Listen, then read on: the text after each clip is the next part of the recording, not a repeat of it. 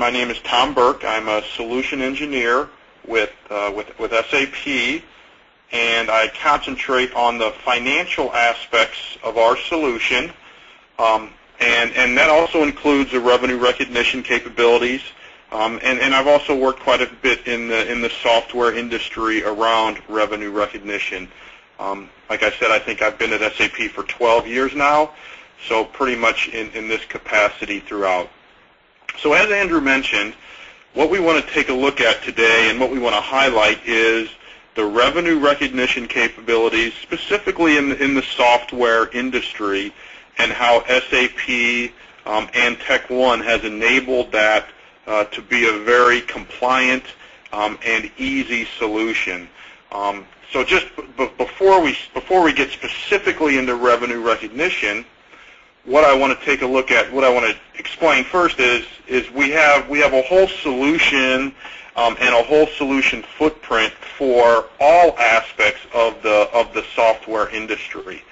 So while we're just focusing today on the revenue recognition, that's not the only solution or capabilities that we're going to bring to bear for the software industry. We do have a complete product lifecycle management, full marketing and sales capabilities.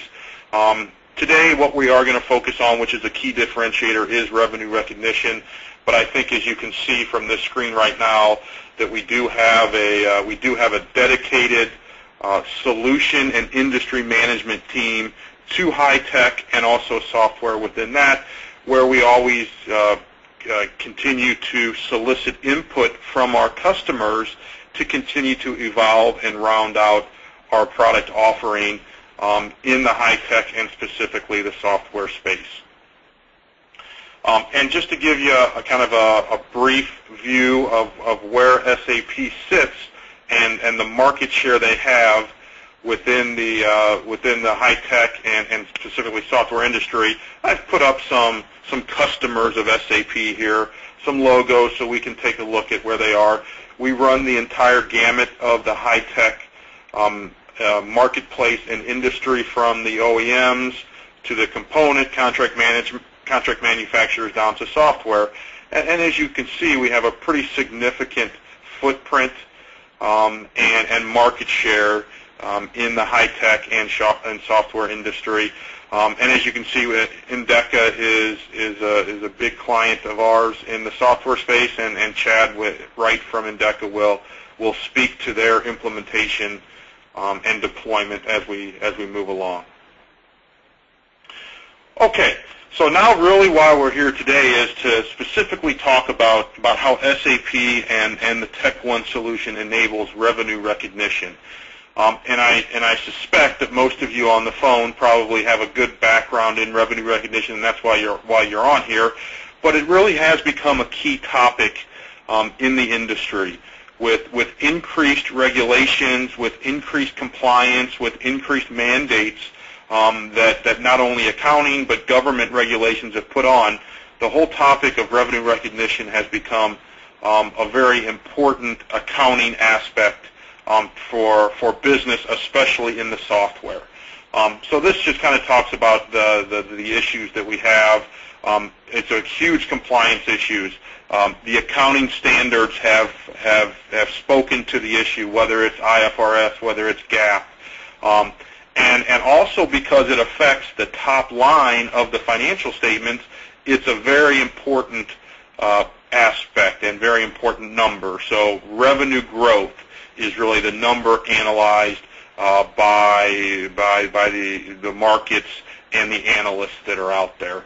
So it's a very important topic and top of mind, I suspect, for most folks on the call here.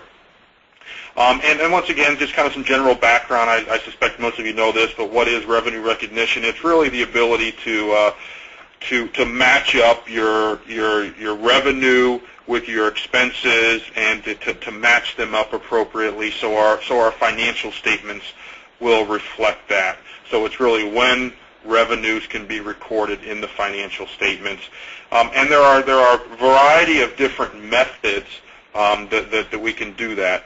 As I mentioned before, the accounting standards have really spoken to this, and there's several international accounting standards. There's U.S. GAAP, SOPs, VSOEs, a whole bunch of mandates on how exactly we should recognize revenue. So I don't want to get into complete detailed analysis of this, but just be aware that there are regulations and requirements out there from a revenue recognition perspective. Now, how has SAP approached it? We've really built the whole revenue recognition engine up, and it's a completely integrated solution from our contract, entering, all the way through to financials. And this really talks about the different methods that we have. So when we sell goods, we can recognize revenue, based upon that. When we have services, we can do it based upon the service deployment that we have. If we have a long-term project, we can do it based upon percentage of completion. So we have a whole variety of ways that within SAP we can recognize revenue. It can be time-based. It can be based upon some event that we have out there. You really get to set up with the configuration of the system when you're going to appropriately recognize the revenue. And as I mentioned before, it is a complete and integrated solution for revenue recognition. So as I mentioned, we're able to enter the order or the contract in. We can put all that information in. And that is completely visible through the financials of the general ledger within SAP as well. And a key point here is we've separated the billing from the revenue recognition. So the billing of a software agreement or maintenance or services can be totally decoupled from the revenue recognition, and that's really a key point. So we can have different billing plans, we can have different invoicings, and that doesn't affect revenue recognition. We're able to set up revenue recognition based upon the financial requirements and compliance that we need to comply with our financial statements. But it is all one complete system. It's one view. There's no duplicate entry. There's no off Excel spreadsheets necessary to handle all this, and it is completely auditable as well. Down at the bottom, it talks about profitability analysis, and I'm going to show you this as well. But now you can also go in and take a look at sales and margin analysis. So you can take a look at how profitable a customer is, how profitable a region is, how profitable a product line or a software line is that you have out there. So not only do you fully enable revenue recognition, but you fully enable the reporting and margin analysis from that as well.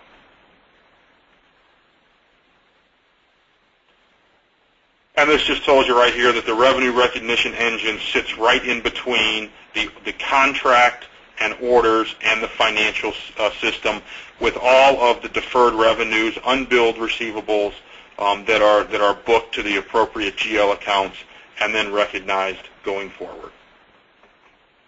So some of the benefits, I think I've talked about quite a few of these already, but the revenues and the recognition of the revenues can be totally decoupled from invoicing.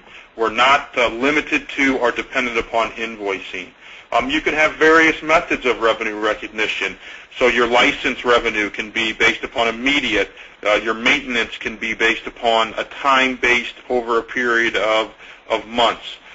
Maybe if you also do services, we can have milestones that can determine that. So various methods to support revenue recognition. And it also is completely auditable down to the financial reporting that you have out there, so you can drill down and see what the revenue recognition were that affected the top line of your financial statements. And it's all configurable. It's all easily set up by the business user that's out there. Okay, so that's just a real quick overview of how SAP has built up the revenue recognition capabilities. and how they developed it and architected it from day one. So what we want to do now is just kind of walk through a real quick demonstration example scenario of how SAP can handle the revenue recognition for a couple line items. So what I'm going to do is I'm going to enter a contract, a software contract that has maintenance and that has license and maintenance, and then I'm just going to kind of walk through the process. How do we recognize revenue for the license piece? How does SAP handle the revenue recognition for the maintenance piece? And throughout, we get a nice dashboard of where everything sits from a go-forward basis and also from a historical basis on that contract. And then at the end, we will take a look at the sales and margin reporting for the customer and for that contract that we just entered into the system. So what we're looking at is really just the SAP main menu. That can be portal-based, very much web-based, button-based. How you can see it right here, but you have the ability to really configure what the screens look like. So as I mentioned, the first thing we're going to do is come in and we're going to create a software contract that we're going to sell to our customer. And what customer are we selling this to? We always have drop-down capabilities, or you can enter the customer number in right there. You can also put the PO number in there, so I'll put a PO number in for today's date. You could also type the date in right here, and then we can come down here and we can enter what we're selling this customer. Maybe a couple things to point out here. We can see we have contract start and contract end dates. So at the contract level, we're going to be able to put start and end dates, and this does have a bearing on the revenue recognition process, the deferred revenue process throughout. So we're going to start on June 2nd, and this is going to be a 12-month contract that we're executing here. And what we're going to do is we're going to order 10 of these users of our license revenue that we have here. And now we have it priced here based upon a certain amount, so this is $10,000 per user or per each set that we're going to send out here. So that comes up to $100,000 of our licensed revenue. We're also going to put a maintenance piece in here, and we're going to say our maintenance piece is going to run 1 year, and it's based upon the license amount. In our example, we have a 20% maintenance that we've based this on. So the 100,000 times the 20,000 is going to come up with our 120,000 that we see here. So the ability to tie our maintenance to our license is certainly capable here. And we can see our net value is 120,000. Now, if we drill into one of these line items, not to get into too much detail, but to show you kind of how it works, here's where we have the revenue recognition for the licenses. So the revenue recognition is first going to go to deferred revenue, and I have this set, it's based upon service or event. So when we fulfill, when we send, or when they come and grab the software, that's when we're going to recognize the revenue for our license piece. And that fulfillment can be totally based upon your business process. If you have a third-party software fulfillment, if you send them a CD, if they come and grab it off the internet, as soon as they do that and that event is recorded, that's when the revenue is going to be recognized for our license piece. Now we can look at it from a maintenance perspective as well, and I'll just show you the details of that. And notice now here, it's going to be recognized over time. So although we're going to bill for the 20,000 maintenance up front, we're going to recognize the revenue over the life of the contract. And that's what this accrual start is saying right here. And if I open this up, it's saying it's based upon the contract start date right from there and the contract dates. So you can see right on one contract, you have the ability to have two different methods of revenue recognition based upon the type of software or type of product that we're selling to our customers. Okay, so we're just going to go ahead and save this order right here, or we could actually bill it here as well. So this is going to be our software warehouse. The way this example is set up is we bill right away. So we bill for the license and we bill for the maintenance right up front. But that business process can be changed based upon the way you do business. So I'm going to come right here and say, okay, I want to go ahead and bill it. So it will automatically create an invoice for me right from here, and I can go ahead and say, okay, let's go ahead and save it. So based upon the pricing terms and conditions and licenses and maintenance, it's out there and it's billed it. So we can send off the invoice for the license amount and for the maintenance amount that is associated with that. So if we just display that software contract now, what can we do? We can come in here and we have a nice electronic file folder, a file log of everything that has gone on this contract. So we see right here we have contract 4000-1127, and we have an accounting document that was automatically generated as a result of that billing process. So let me show you that. When I show you that, it's going to come in and it's going to tell us what we did. What did we do? We debited our customer account for $120,000. That was the invoice, and we now have deferred revenue for $100,000 for our license, and we have deferred revenue of $20,000 for our maintenance. And remember, these have different revenue recognition techniques and methods that we have applied to each one of these. So now we're going to go through the process of relieving the deferred revenue and taking it to actual revenue in the system. But just to point out, though, the financial entries were automatically created for us just as a result of doing that billing. We didn't have to batch anything up or execute another transaction. It was already done for us. Okay, now let's take a look at the revenue recognition for our contract now.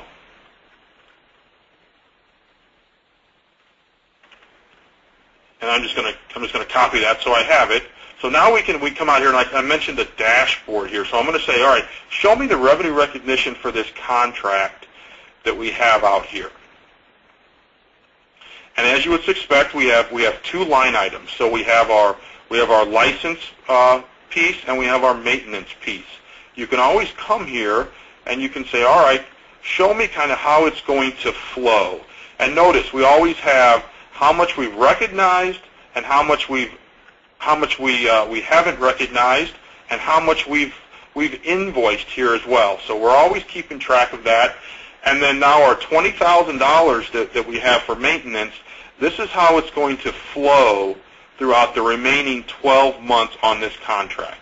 So the way we have this set up is it's a daily approach. So it's going to take the 29 days left in June, and that's what it's going to recognize in June. And then for the rest of the 10 months, it's going to take a typical amount. And then for June of next year, it's going to take the 1 day that is left in June, and that's going to recognize the revenue that way. So it automatically does kind of our revenue recognition schedule, our deferred revenue schedule for us right here on the fly.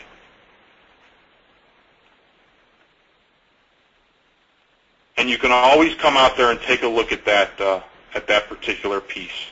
Now, what I'm going to do now is I'm going to come out here and say, okay, so we have a license piece.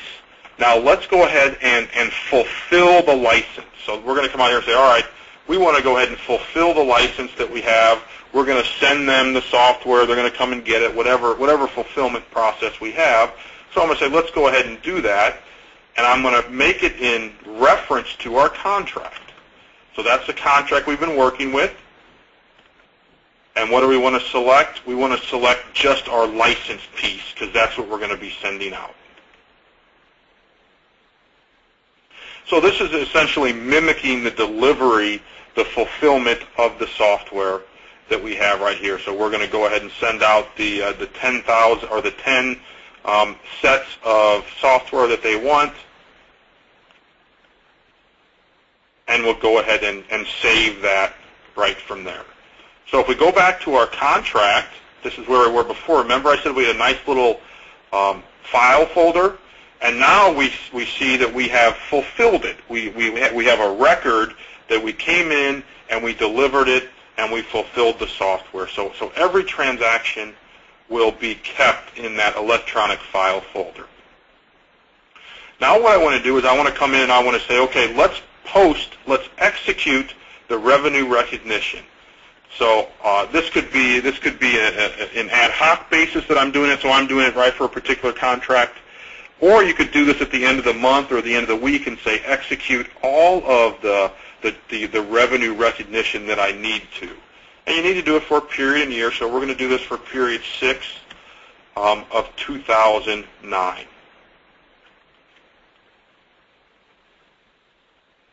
And we'll execute this, and it's telling me right here that this is the revenue that is going to be recognized when I post this for the period. So for period 6, because we have fulfilled our licenses, we're going to recognize the full 100,000. If we remember back to our maintenance waterfall, we see that it's going to recognize $1,611 in June. So as soon as I come here and say, yep, this looks good to me, let's go ahead and post it. It's going to change the status to green, which means it was posted. And you can always come here now and take a look at the financial entries that were made as a result of this as well. So if we want to take a look at the general ledger, what are we going to do? We're going to come here and we can see what we did. So we took it from deferred revenue and we've now taken it to sales revenue, both for our license piece and for our maintenance piece. So it automatically does the revenue recognition recording for us based upon the setup that we have in the system. Now let's take a look at that at the revenue recognition kind of scorecard or dashboard again. So we'll come in here and take a look at our document right here. We will execute it, and now we can see what we've done. Now for the license piece, we've recognized 100,000, which is exactly what you would expect. For the maintenance piece, we've recognized 1,611. We still have 18,000 left to recognize in that particular piece right here. So once again, you can always click on that and see exactly how that's going to flow through my financial statements and what period that's going to affect it. So a nice, like I said, scorecard or dashboard of the deferred revenue left. And of course, this can be accumulated up. So if you want to take a look at a product level, at a customer level, at a region level, you can kind of see the waterfall of how the deferred revenue is going to flow through your system. Okay, so what I did was I entered a contract and with license and maintenance. We took a look at how that flowed through the deferred revenue and revenue recognition. So just to kind of end up, let's take a look at some, I mentioned margin reporting, profitability. I want to see how profitable that software warehouse is. I want to see how profitable maybe that product line is as well. So we have a real-time margin analysis system that is also executing for us, so at any point in time, we can come out here and take a look at sales analysis, our margin analysis, based upon the different characteristics that we might want to take a look at. So the way I have this set up is, first I have it by region. So if you're a multinational company, you can see the actual sales quantity, or you can see the gross revenue for that we've sold in the different regions throughout the world. And this is a very diverse company that we have, but we could see, how profitable we are in Massachusetts, for instance. We can also see the net revenue. So we want to take a look at net revenue. We can also get a margin analysis at that level as well. So this is at the region level. But we can also take a look at profitability based upon other characteristics. So maybe we want to take a look at it by customer. Simply all you have to do is grab customer and drag it over here, And now we'll get the same view of it by all the customers that you service. So we can take a look at the quantity that we're selling, if that's of interest, but more importantly probably is the gross revenue, is the net revenue for all of our customers that we have, as well as a margin analysis. So we come down to our software warehouse, which is the customer we're using, and we can see what the gross revenue is for software warehouse. We can see what the net revenue is, maybe after commissions. We can see what the contribution margin is here as well. And once again, if we want to drill down on it further, we can simply grab it and say, okay, I want to see what products I'm selling them. And I mentioned this was a diverse company, so we have a whole bunch of things that we're selling them. But I really just want to point out the ones that we've been taking a look at. We were taking a look at license and maintenance. So we're able to see what the gross revenue is for this product within this customer, and we can take a look at the profitability or the margin down to whatever level we want to define there. So really the ability to come here and take a look at margin analysis by whatever object you want. But of course, you have full drill down capabilities here as well. So if you want to get down to a contract, we're going to say, let's go ahead and let's go to the line items. Let's take a look at all the contracts that make that up. And it will bring up all the different line items that I have in the system here. So we can take a look at one of these right here. For there's our contract right there, 1127. You simply just double-click on that and say integration, and we can get right back to the contract or to the sales order that made that up. And here it is right here. Here's the contract that I just entered into the system a second ago. And what can we do? We can now take a look at that document flow, and we can now see that we have the revenue recognition that we've associated with this particular license piece. So we're just within the license, and we see the revenue recognition and all the documents associated with that. So full drill down, full auditability down to the contract level, right from this nice sales and margin analysis report. Okay, so that concludes the demonstration that I wanted to show. And like I said, just give a real quick scenario of entering a contract, walking that through the revenue recognition process, doing some nice margin analysis on that. It kind of wraps it up nicely for us. As Andrew mentioned, I think if you have questions, we're going to take those at the end. So if you want to think about questions and type those up, you certainly can do that. But I will hand it back to Andrew, who will introduce Chad. Thanks, Tom. Appreciate that look at revenue recognition.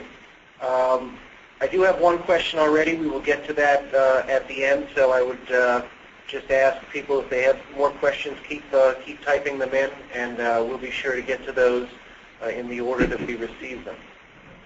Without further ado, I'm going to turn it over to Chad right now. Chad is the Director of Enterprise Applications at Indeeka Technologies, and Chad was instrumental in his activity and participation from the beginning in the high-tech solution that was ultimately developed at Indeeka. So I'm going to turn it over to Chad now, and Chad? Thank you, Andrew, and good afternoon, good day, everyone. As Andrew said, my name is Chad Wright. I'm from Indeeka Technologies. I'm the Director of Enterprise Applications. I want to thank you for your time today. We'll try to demonstrate the different concepts that Tom talked about in our implementation here at Indeeka. Before we get started, just a couple of quick pieces of background here. Indeeka Technologies is a software and services company. We're located in Cambridge, Massachusetts. We are focused on search applications, and these search applications we build for our customers are used to drive ROI, tremendous ROI, in fact, around cost savings and revenue growth. And these solutions are really driven by our information access platform, which is really an innovative search component that provides visibility into structured and semi-structured information in new and different ways. And so this allows our customers and the employees of these customers to make better decisions. And so we have a little over 250 million end users around the world that use our technology. Some of the different customers you see here listed on this slide. But it's really very much a technology-driven solution, and it's used in a number of different e-commerce applications that many of you have probably used every day and just never known it. So in regards to our SAP implementation and our work with YASH Technologies on the TechOne solution, there were several business drivers that moved us towards an SAP selection and ultimate implementation. The first driver was really around scalability. We needed an ERP platform that was going to allow us to grow to the heights that we had envisioned as a company. And so we needed a flexible infrastructure that was going to allow us to first focus on our core functionality around financials, but then allow us to support different areas of our business. And I'll talk a little bit more as we go through the presentation around how we're using SAP as a software and services organization, and specifically with revenue recognition. Productivity goes hand in hand with scalability. We had the directive from the CFO on down in terms of managing headcount. So we had a number of procedures that just would not scale with our business as we grew. We needed to make sure that we're leveraging technology in such a way that we could realize different efficiencies across the business and make sure that we're in compliance. Things like revenue recognition and reducing risk around the best practices that we needed to follow as a growing organization. Clearly, change management and control were important to me as a manager within IT. How are we going to deploy a scalable and flexible and productive environment, but still allow us to focus on things like SOX compliance and manage our environment in such a way that we could make the most out of our IT employees and our business operations folks, while at the same time controlling that environment, making sure that we continue to be in accordance with GAAP and SOP 97.2, which are part of that whole revenue recognition definition. For a software and services organization, revenue recognition is clearly one of the areas of our business that we focus on. If you think of what a sales order would look like in our organization, it's really broken down by four components. The first one is a software license, as Tom demonstrated. Coupled with that, there's a maintenance contract. And then we have professional services and we have training that go along with that. So without having a scalable solution in place, you could see that our inflexible legacy systems were going to hinder us as we continue to increase our depth and breadth of products and customers. We really needed to automate all of these procedures wherever we could. From a revenue recognition perspective in practice, there are really three criteria that we look for in recognizing revenue. The first one is that there's persuasive evidence that an agreement exists. So if you think about the contract, that's the physical document that is logically represented by the contract transaction that Tom was showing you. We need to demonstrate that delivery has occurred, and that's going to be tracked through the different documents that are created from that initial sales order or that sales contract transaction, and that the fees are fixed and determinable.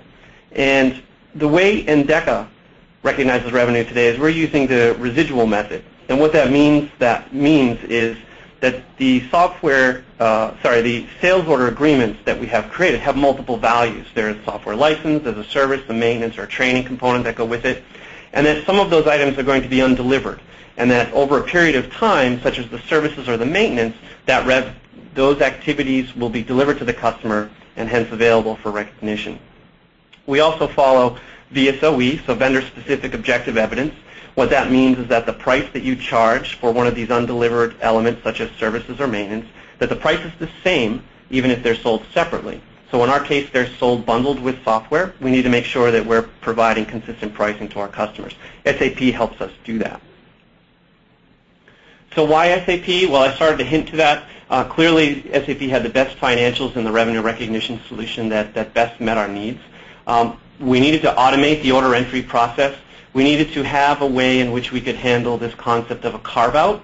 And what I mean by carve-out is when you sell a maintenance or a services item below your VSOE amount, you need to be able to allocate dollars across that transaction that meet GAAP and SOP 97.2. SAP allows us to do this, and I'll talk a little bit about that on one of the upcoming slides. Certainly around the flexible chart of accounts and the cost center structure were things that our existing finance managers were comfortable with and had experience with at other high-tech companies where they worked. So clearly we could not discount the existing business users and the knowledge that they had of SAP. If you think about a project like this where you come into an environment with a fairly experienced set of managers around the high-tech industry, you have a very high bar that gets set for both SAP and our IT team when we worked with YASH as well to deliver this solution. So we had a very clear vision and goal of what we needed to get done, and worked very nicely within this SAP TechOne framework to build it out to meet the manager's vision. Change management, I hinted about that as well. Clearly, we found that SAP had a very nice concept of change management that came out of box. It's really native to their solution, called the Transport Management Module. And what that allows you to do is, if you think about it as an IT manager, you think about how your team is going to be working with the business, how you want to use a multi-tier environment where you have your developers and your business analysts working in a very controlled development environment, and then moving those changes that they make in that one place and moving those changes across the environment to a test environment where you can bring in users and allow them to test the system appropriately, and then move those changes again into the productive environment so that we are minimizing the risk, we're minimizing the chance of downtime or errors being introduced into the system. Well, SAP does a great job of that with the Transport Management Module. And so we're able to provide the audit trails, not just the accounting document trails that Tom had showed you, the different T accounts and the different transactions that are made, but I'm going to add to that and say any code changes that might be made, or the configuration changes that could be made during that implementation and then ultimate support of that application. So those are really the three key differentiators for us on why we had chose SAP. Our implementation partnered with YASH Technologies, clearly leveraging on their experience within the high-tech industry. We had a directive from senior management in terms of a window, a series of dates that we were going to be able to implement this. It had to fit within a 6-month window in terms of what was going on in the business. And so we had a 22-week implementation from our kickoff through go live. We essentially started the project using some best practices from SAP around high-tech and services, and then really worked with YASH very closely to customize this to a software revenue recognition type solution, which is now TechOne. So a really innovative type solution where we've built upon some of the best practices that existed within the industry to offer new solutions to additional customers. So next couple of slides here, I'll talk a little bit more about the revenue recognition solution that we have here within Indeeka. We're doing everything within SAP today. We've automated the order entry process through the invoicing process. If you work in high-tech companies today and you've done this before, you probably have a myriad of Excel spreadsheets that you use to track all of the recognition activities, and probably use a series of journal entries to go back in and post that revenue. So we've automated all of that within SAP. We're using no Excel, no journal entries. We've abolished the practice of using any pro forma invoices where we needed to meet a certain customer requirement and yet modify the back-end system to satisfy accounting requirements. We've standardized around our price lists so that the revenue recognition rules and VSOE and things like that within SAP are using our default price lists. We can capture all the discounting that might be done within a sales transaction, and then we're able to provide our supporting details for VSOE over time. So if you think about how you go about establishing VSOE and capturing your history and being able to demonstrate that history for VSOE, and then of course any third-party royalty obligations that we might have as well when those orders are created. We are able to segregate roles and responsibilities from a business perspective so that rather than front-ending, if you will, the order entry administrator's responsibility where they might have to deal with accounting rules around revenue recognition and how do we set up the order to meet certain criteria. What we're able to do is use the variant configurator within the order entry process that Tom just showed you, so that we can automate the questions and answers that an order entry person would enter into the system. And what that allows us to do is segregate the duties between people within the order entry and the revenue recognition process, as well as change the roles of people and let them focus on the areas that's really their core strength. The flexible invoicing is important for us as well. I mentioned carve-outs on a previous slide, and the way that you should think about that is if a very brief example is if you were to sell a software license for $100,000 and your VSOE is at 20%. If you were to sell that maintenance for $15,000, which is below your VSOE, that's a total net value of an order of $115,000. But your VSOE shows that should be at $20,000 in terms of accounting. So by using that carve-out and moving the dollars from license over to maintenance, you can still configure your invoices to show the terms that the customer has agreed to. So the customer is then seeing an invoice for $100,000 license and $15,000 maintenance. Taxes would be done on that full amount as well. Then from an accounting perspective, we're able to show maintenance to be $20,000 because that's VSOE, and then software license at $95,000. So you're able to take that $5,000 carve-out and move it back and forth.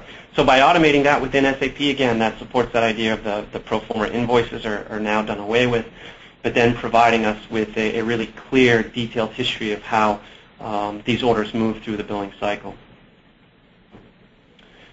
Some of the detailed reporting that we have, you can see the list here, basically taking your actual and your deferred revenues and slicing and dicing it across different ways. We're doing that again out of box within SAP, very similar to some of the dashboard functionality that Tom had showed you.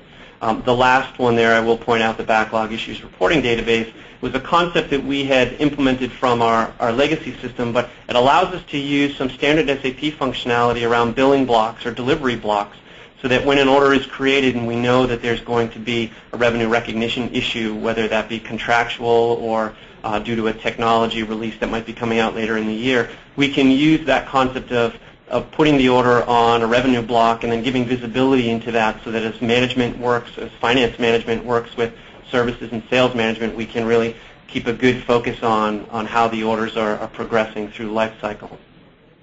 The last bullet there, I think I've covered pretty substantially around the whole carve-outs and deferring of that undelivered elements. I will just say that within that residual method, we're also using recognizing our revenues on the exact day methodology, so ratable by day. The benefits that we've achieved through this implementation, we've been live for 2 years now, so we've had a chance to go back and look at the impact of our business. We've reduced our financial close significantly. We've automated to an extent where we're able to support revenue growth, which we've had a fair amount of that over the last 12 to 18 months. We're able to do that without increasing any headcount. We're also, again, using SAP holistically now, improve the accuracy of our expense management and our ability to forecast into committed expenses. And that again, I bring this benefit up because it's outside of revenue recognition. It was one of those other benefits that we've had. It wasn't just all about RevRec. And certainly I can't speak enough to the benefits that the finance organization have in essentially transforming themselves around the best practices with SAP, and then certainly putting this whole concept of automated revenue recognition to really good and practical use. So with that, I'm going to give control back over to Andrew, and we'll certainly be available if there are any questions that we need to address. Thank you, Chad. Appreciate that. We're going to jump to question and answer in a quick moment. What I did want to do was just spend some time. Spend some time just highlighting what we just saw, and then we're going to turn it over for question and answer. So, if you bear with me for just a second, please.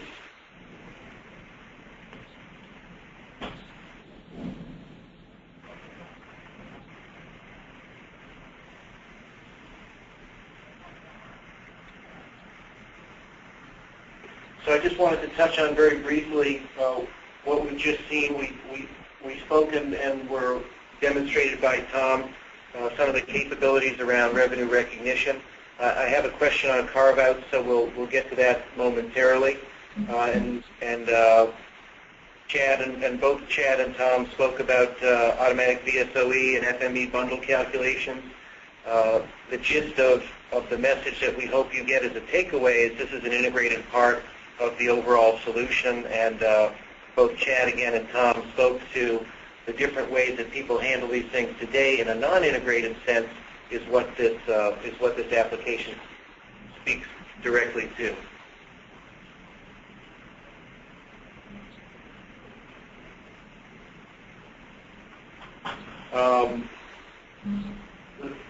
The third bullet is, the third bullet is product planning and execution.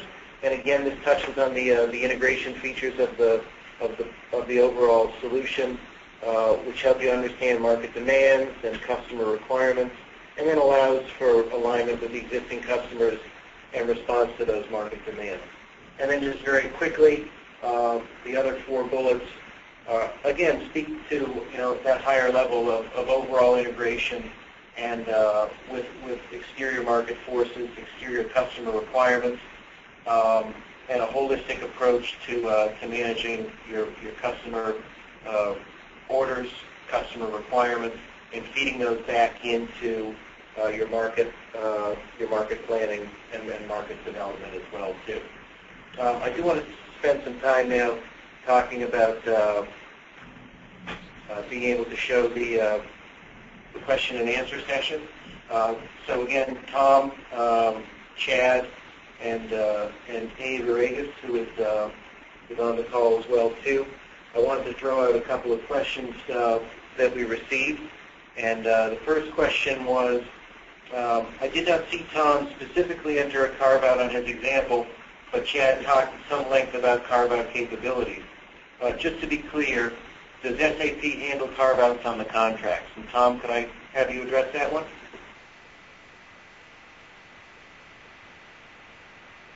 Handle carve-outs and VSOE and also fair market bundles, all within the contract that we have. So you're able to put the VSOE in and then have that carved out against a license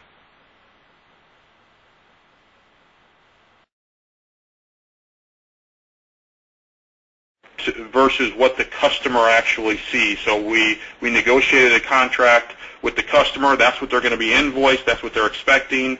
So we can bill them and invoice them properly while having all the internal accounting and revenue recognition capabilities handled by the system automatically.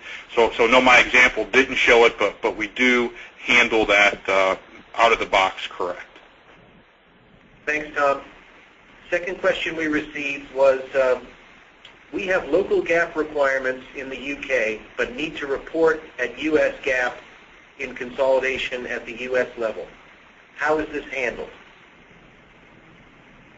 Okay, so we have the ability to have multiple or parallel ledgers in our solution, in our financial solution. So we're able to have a consolidated ledger and also have a local statutory or like you said, a UK ledger. Now they run in complete parallel with each other, but we're able to note accounting differences or timing differences between the two. So we are always in balance between them. But as you rightly mentioned, the United Kingdom isn't the only one, but there are statutory requirements around the world, and we support those as well. So you're able to have your US GAAP consolidated ledger and also your UK ledger to report in the United Kingdom. And really the important thing there is we deliver those to you out of the box. So it's within our standard system. We give you the ability to have parallel ledgers, and we have the local ledgers and requirements built in our solution already.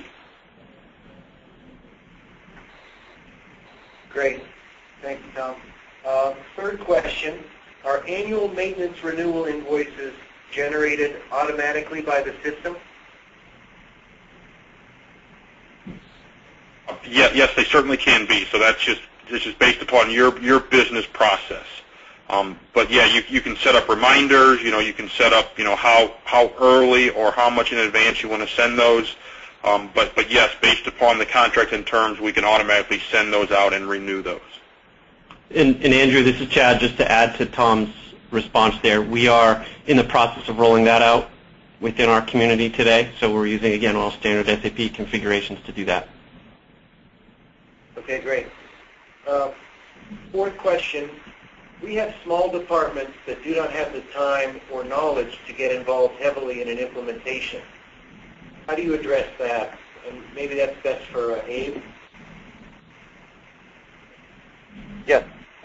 Actually, we haven't really talked about too much about how to implement the solution, but one of the things that is a powerful thing with our solution is that everything that you've seen is incorporated into a prepackaged solution that also incorporates an implementation approach to mitigate some of the traditional risks and challenges of a small, medium-sized enterprise implementing that functionality. So a lot of homework and a lot of legwork and heavy lifting has been done by SAP and YASH ahead of time to really diminish the requirement of time and bandwidth from our clients in supporting a project. So we're taking care of a lot of design. We're taking care of a lot of documentation ahead of time. So again, the time constraints or the time requirements are minimized significantly throughout the project lifecycle. Thanks, Abe. I think we got one more question. I'm just trying to get the syntax down. Getting comfortable with SAP so we can run it ourselves is key. How can we truly learn the system in an accelerated implementation?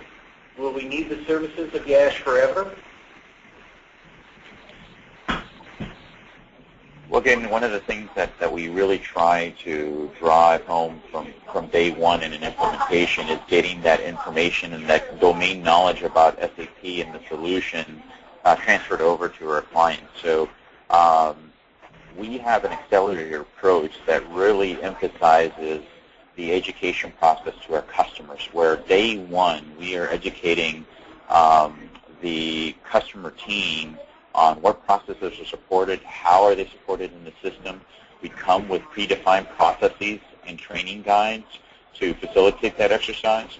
So day one through the end of the project, the concepts are continually emphasized and ensured that they're communicated to the team. So when the customers go live, that they have a high level of comfort about how was the system delivered, how is it configured, and how will they need to support it moving forward. Thanks, Abe.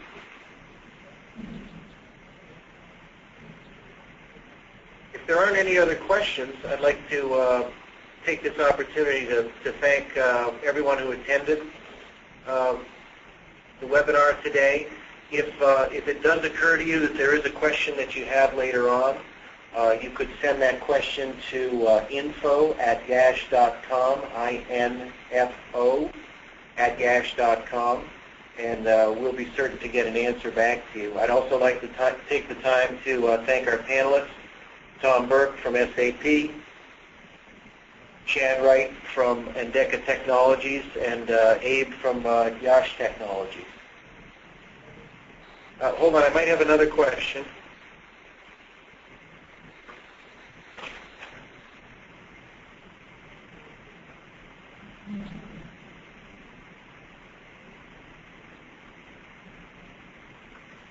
There's another question here, so we've got a few minutes before we wrap up. At the time of data migration, how will the open contracts be handled with respect to revenue recognition?